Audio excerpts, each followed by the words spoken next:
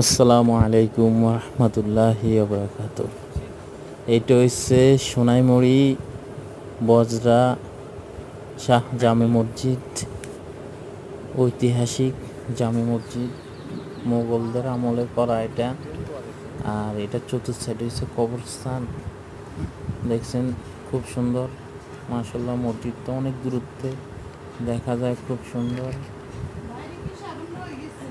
এখান দিয়ে আবার কবরস্থান আছে মোগলদের, দেখছেন।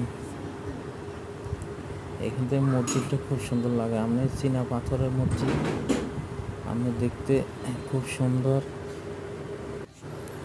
আসসালামু আলাইকুম রহমতুল্লাহি ওবরাকাতু।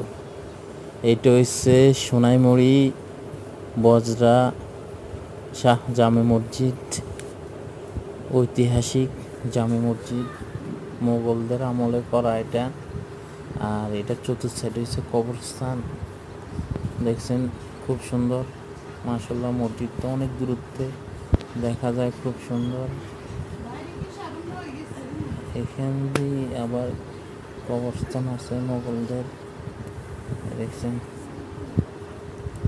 এখান থেকে মসজিদটা খুব সুন্দর লাগে। আমি চীনা পাথরের মসজিদ, আমি দেখতে খুব সুন্দর।